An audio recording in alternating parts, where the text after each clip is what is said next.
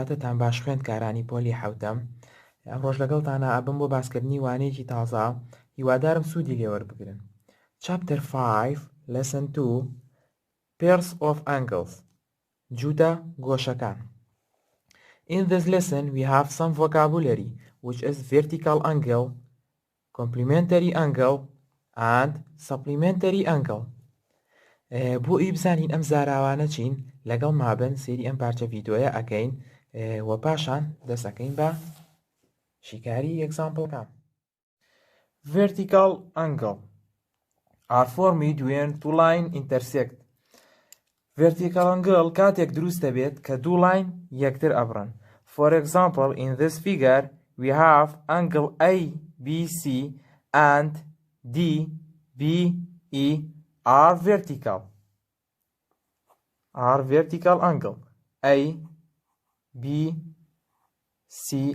angle ABC and angle DBE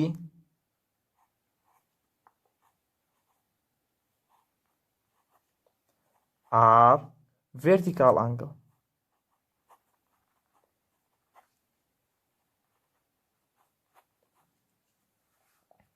و هەروەها دوو گۆشەی تریشمان هەیە کە ڤێرتیکەڵن.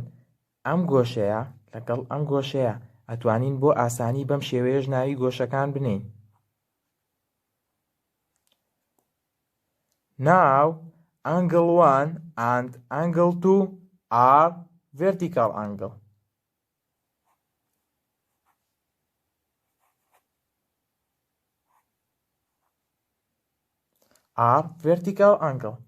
Vertical angle have same measure.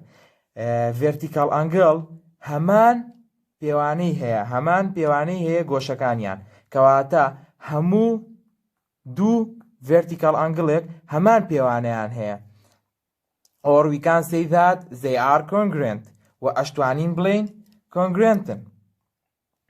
چونکە هەر دوو گۆشەیەک کە هەمان مێژەریانە بێت توانین بڵین کۆنگرێنتن و بە پێچانەش ئەگەر کۆنگرێنت بن هەمان مێژەریان هەیە.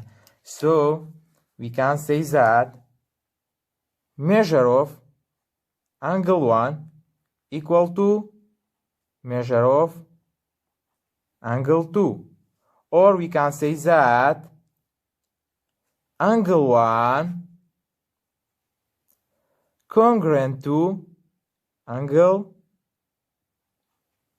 2 و بە هەمان شێوە بۆ ئەو دوو گۆشەی تریش کە vertical angle. After that we have complementary angle. What is the complementary angle?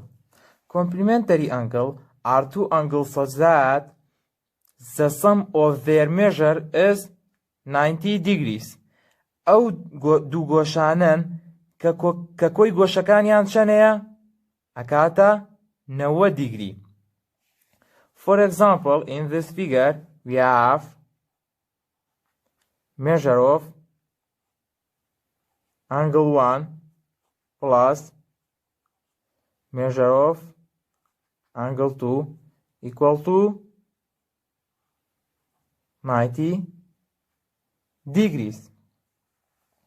After that we have supplementary angle. Supplementary angle are two angles such that the sum of their measure is 180. Supplementary angle ئەو دوو گۆشانن کە کۆی هەردوو گۆشەکەی ئەکاتە چەند؟ ئەکاتە 180 پلە. کەواتە وتمان چی؟ Complementary angle دوو گۆشن کە کۆیان بکەیتەوانێ کۆی هەردوو گۆشەکانیان the sum of their measure is 90 degree. بەڵام supplementary angle the sum of their measure is 180 degrees. For example, in this figure we have measure of angle 1 plus measure of angle 2 equal to 180 degrees. Estas example 1. Example 1 says use the figure. ئەم وێنەیە بەکاربێنە. پارت A name two vertical angle ناوی دوو vertical angle بڵێ. We say that vertical angle formed when two line intersect. کاتێک vertical angle دروستە بێ کە دوو لاین یەکتر ببڕن. ئەگەر بەم شێوەیە سەیری ئەم وێنەیە بکەن سیر بکەن we have line ST and line RT intersect at M. دوو لاینمان هەیە ئینتەرسێکتیان کردووە لە خاڵێکە کەواتە چیمان بۆ دروستە بێت vertical angle. We have angle SMR and angle NMT are vertical angle, or we have angle SMN and angle RMT are vertical angle. هەر کامیشان بنووسن بەدڵی خۆتانە هەر vertical angle. So line ST and line RN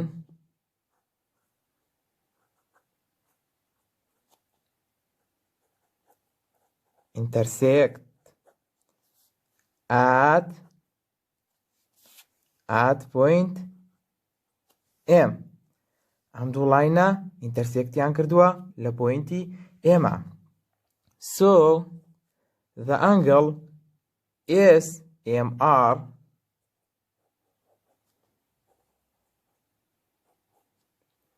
and the angle NMT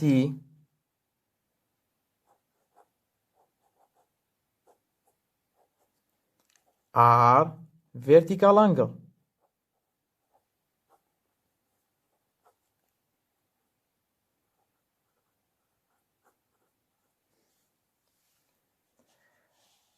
Part B. Name two complementary angles. We say that complementary angles are two angles such that the sum of their measure is 90 degrees. ئەو دوو گۆشەیەیە کە کۆی گۆشەکانی کە کۆی هەردووکیان بەیەکەوە ئەکاتە چەند 90.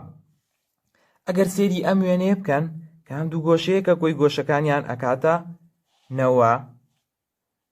The angle R, the measure of angle R M is measure of angle R M is equal to 40 degrees. And measure of angle SML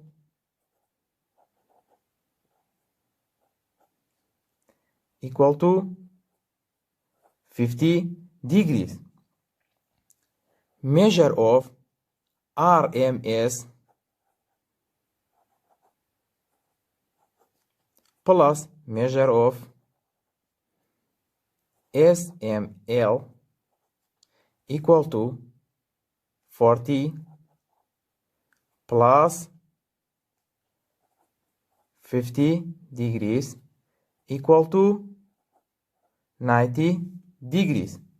So the angle RMS and angle SML are complementary.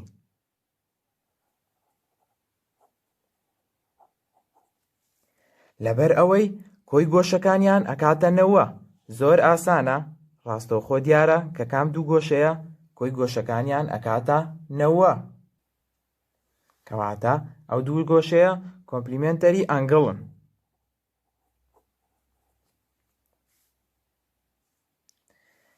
Part C. Name two supplementary angle. We say that supplementary angle are two angles such that the sum of their measure is 180. بە دوو گۆشە ئەوترێت supplementary کاتێک کە کۆکردەوانێ گۆی گۆشەکانیان کۆی پێوانەی گۆشەکانیان بکاتە 180 دیگری. زۆر باشە. ئێستا ئەگەر سێری وێنەکەکەین the measure of angle RM is equal to 40 degrees.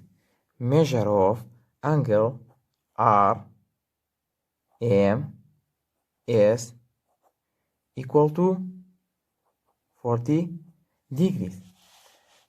ئەگەر سێری وێنەکە بکەین بەم شێوەیە we have angle SML and angle LMN are adjacent angle. Why? Because they have a common vertex and common ray.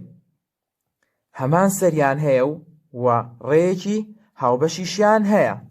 کەواتە so we have the measure of angle SMN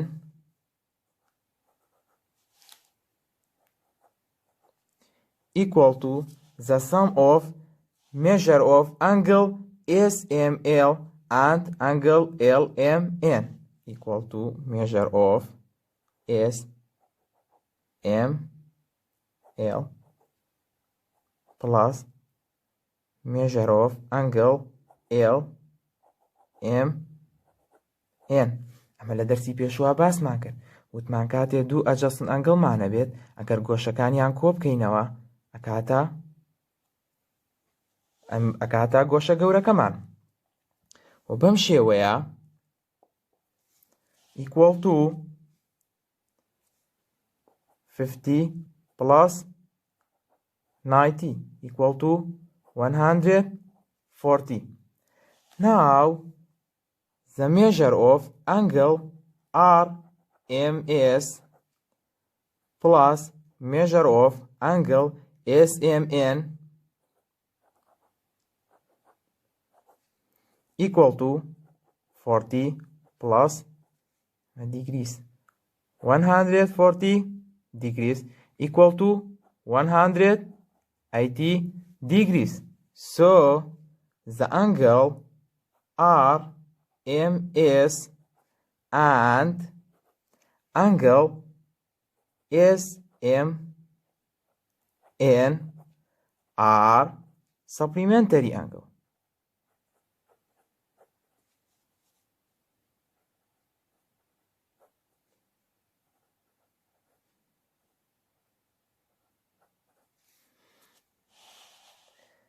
And we have the angle LMN and LMR are supplementary angle.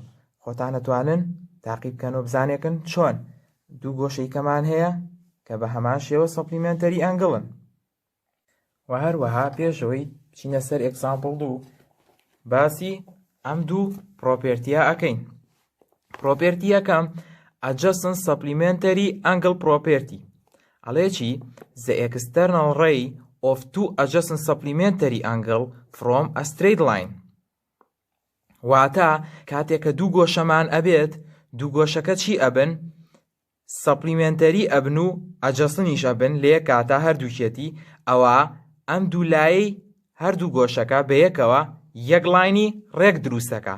بۆ نمونە ئەگەر سێری ئەمە بکەین the angle SMN and the angle SMR are adjacent angle. Why? Because they have a common vertex and common ray.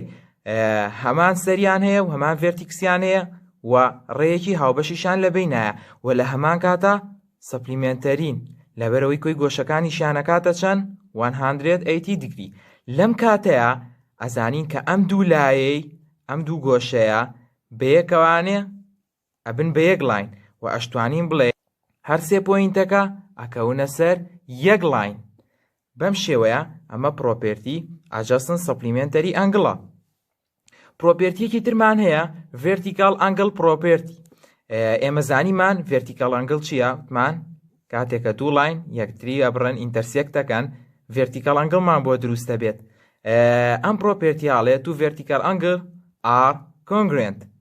دوو vertical angle congruentن. وتمان congruent لە دەرسی پێشوا باسمان کرد وتمان شتێکی تریش بۆ ئێمە سەرمێنێ کە وتمان دوو angle congruentن کەواتە have a same measure هەمان پێوانەشیان هەیە.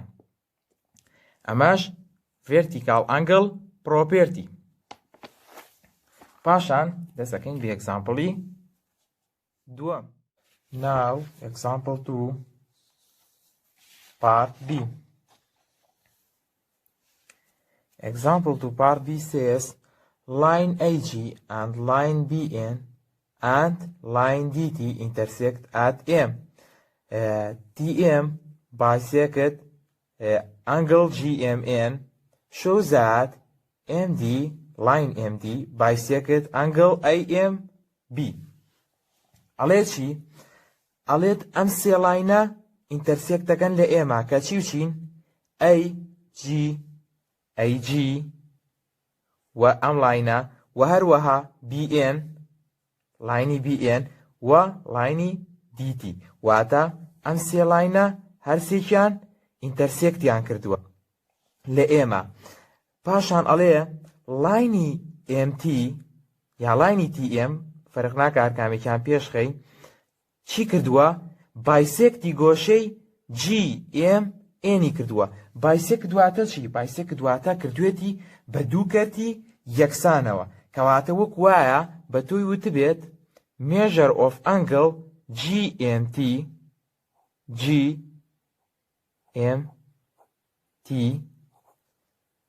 equal to measure of angle NMT. Measure of angle NMT. کە ئەڵێ بایسێکتی کردووە واتە کردوێتی بە دوو کەرتی یەکسانەوە کەواتە پێوانەی ئەم گۆشەیە لەگەڵ پێوانەی ئەم گۆشەیە چییە؟ یەکسانن بە یەک. بایسێکت ئەو واتایی هەیە. پاشان ئەڵێ چی بکە؟ shows that line MD ئەم لاینە bisect the angle AMB. ئەڵێ تۆش پیشانی بە کە ئەم لاینە بایسێکتی ئەم گۆشەیەشی کردووە کە ئەڵێ بایسێکتی کردووە کەواتە تۆ بێ چی بسەلمێنی؟ ئەبێ بیسەلمێنی کە کردوێتی بە دوو کەرتی یەکسانەوە کەواتە you must show that angle AMD and angle BMD measure of angle BMD are equal. ئەبێ بیسەلمێنی کە پێوانەی ئەم دوو گۆشەیە یەکسانە کە سەلماندی یەکسانە کەواتە کردوێتی بە دوو کەرتی یەکسانەوە. ئێستا ئەگەر سەیری وێنەکە بکەین بەم شێوەیە. ئەگەر بەم شێوەیە سەیری وێنەکە بکەین we have line DT and line NB are intersect. دوو لاینمان هەیە ئینتەرسێکتیان کردووە لە ئێمە کەواتە چیمان بۆ دروستە بێ وتمان کاتێکە دوو لاین ئینتەرسێکتیان کرد؟ they are vertical angle. vertical angle مان بۆ دروستە بێت کە چییە؟ ئەگەر سەیری ئێرە بکەن NMT and BMD و هەروەها پرۆپێرتیەکمانە بوو بۆ vertical angle ئەیوە چی؟ vertical angle are congruent. ئەیوو vertical angle-ەکان چین؟ congruentن و هەروەها لە دەرسی پێشوا خوێنمان وتمان if two angle are congruent then they have the same measure. و ئەگەر دوو گۆشە congruent بن ئەوە هەمان پێوانەیان هەیە. ئێستا ئێمە زانین NMT لەگەڵ DMB چین؟ vertical angle-ن و هەروەها ئەشزانین کە congruentن کەواتە هەمان مێژەریان هەیە کەواتە measure of NMT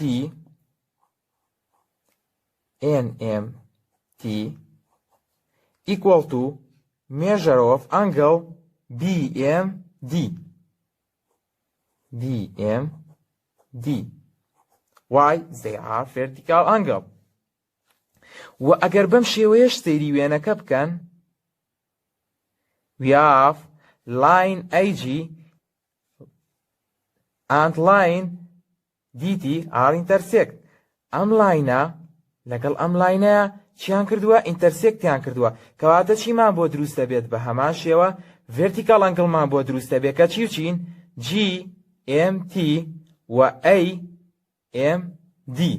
ئەمانە vertical angle-ن و congruentن کەواتە هەمان مێژەریان هەیە کەواتە measure of angle GMT equal to measure of angle AMD. Measure of angle AMD.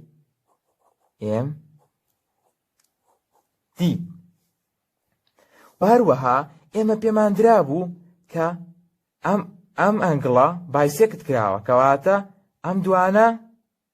ئەم دوو گۆشەیە هەمان پێوانەیان هەیە کەواتە measure of GMT equal to measure of NMT. لێرەش نووسیمان کاتێکە ئەڵێ بایسێکتی کردووە کەواتە ئەم دوانە یەکسانن. ئەم دوانەیە کە ئەم دوانە یەکسان بن کەواتە ئەمانەش یەکسانن بەوان کەواتە ئەو دوانە خۆشیان یەکسانن کەواتە measure of BMD angle BMD equal to measure of angle AMD. باشە کە ئەم دوو گۆشەیە یەکسان بن کەواتە ئەم لاینە چی کردووە کەواتە line DM bisect the angle AMB. So line MD bisect angle AMB. Example 2, part A says ABCD and BEFG are two square. G lies on line AB. Show that CB and E are collinear. Example 2 ئەڵێ چی party A ئەڵێ ABCD لەگەڵ GBEF دوو سکوێرن. ئاگادار بە کە وتی سکوێر ئەمە من بۆیە گۆشەکانیم بۆ نووسیون لەبەرەوەی بیرتان بێنمەوانێ وەک ریڤیوەک بۆ ئەو وانانەی کە لە ساڵانی پێشوە لەسەر جیۆمەتری خوێندوتانە ئەگەرنا نانووسرێت تەنها بۆ بیرهێنانەوەی ئێوە نووسیومە لەگەڵ وتمان سکوێر ئەبێ خۆتان ئەم زانیاریە بزانن. ئەڵێ پیشانی بە کە پۆینتی C و B و E ئەکەونە سەر هەمان لاین. To show that CB and E are collinear, it is enough to show that BE and BC are external ray of two adjacent supplementary angle. ئەمە بۆ پیشاندانی ئەمە پێویستە ئێمە چی پیشان بین؟ BE لەگەڵ BCە ئەو دوولایی دەرەوەی دوو گۆشەی چین adjacent supplementaryin بە پێی پرۆپێرتی یەکەم ئەگەر ئێمە بیسەلمێنین کە ئەم دوولایە ئەبن بە دوولای دوو گۆشە کە adjacent و supplementaryشن لە هەمان کاتە ئەوە وەک وایە سەلمات بێتمان کە ئەمە یەک لاینە و ئەم سێ پۆینتەی ئەکەوێتە سەر. Now we know that ABC and GBE are two adjacent angle. Why? Because they have a common vertex and common ray. لەبەرەوەی ئەم دوو گۆشەیە هەمان ڤێرتیکسیان هەیە و هەمان ڕێی هاوبەشیشان هەیە لە نێوانیانە. ئەوە ئەم دوو گۆشەیە ئێمە زانین ئەجەسنن. ئێستا تەنها ئەوە ماوە کە ئێمە بیسەلمێنین کە ئەم دوو گۆشەیە سەپلیمنتەرین.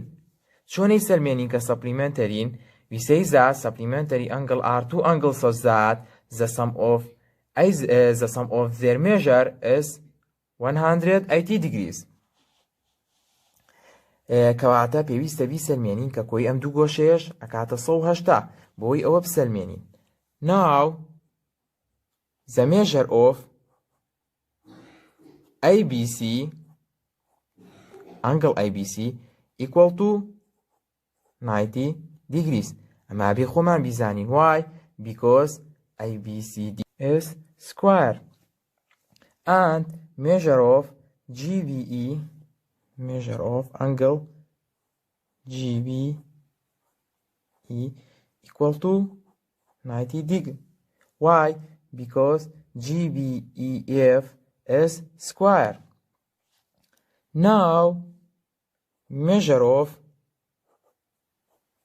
ABC angle ABC plus measure of angle GB equal to 90 degrees plus 90 degrees equal to 180 degrees. So the angle ABC and angle GBE are supplementary. Why? Because the sum of their measure equal to 180 degrees. Therefore,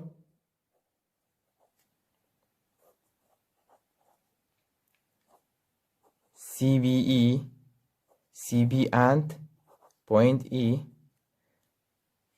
are collinear. Why? Because angle ABC and angle GBE are adjacent and supplementary angle. وتمان كاتك كا دو گۆشەمان هەبێ adjacent و supplementary بن ئەو دوو ڕێی کە ئەکەونە تەنیشتی دەرەوەیان ئەبن بەچی؟ ئەبن بە یەک لاین واشتوانین بڵین پۆینتەکانیان ئەکەونە سەر یەک لاین.